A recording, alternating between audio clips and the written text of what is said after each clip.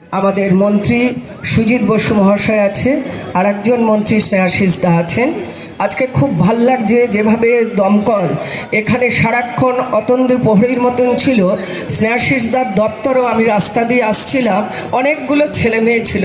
আরে রোজ সব সময় বাস পেতাম রাত্রির 12টা অবধি, আজকে শেষ, কাল থেকে আর পাবো না। হ্যাঁ, এটা কিন্তু সব থেকে বড় ব্যাপার মানুষের মনে। আর ওনারা বলছিলেন যেখানেই গেছে যাত্রা পার্টির মতন এক জায়গা থেকে আর এক জায়গা খেয়ে দিয়েছে, কিন্তু বাংলার মাননীয় মুখ্যমন্ত্রী মমতা বন্দ্যোপাধ্যায় সকলকে বুকে টেনে রাখে, ভালোর সঙ্গে থাকে। তিনি একজন বই প্রেমিক লেখিকা, এবং সব থেকে বড় আমার ভাল লেগেছে ইয়াং জেনারেশন এত এসছে, এবারে বই কিনেছে, আনন্দ করেছে, এবং বই লোকে পড়ে। নতুন বইয়ের যে গন্ধ সেটা কিন্তু হাতে নিয়ে স্পর্শের একটা আলাদা।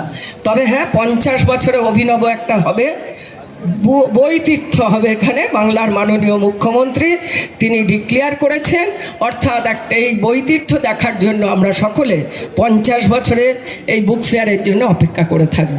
ভালো থাকুন, সুস্থ থাকুন, আপনারাই হচ্ছে আসল গণদেবতা এই বুক ফেয়ারে। তাই আপনাদের প্রণাম জানিয়ে সংক্ষিপ্ত বক্তব্য শেষ করলাম। নমস্কার।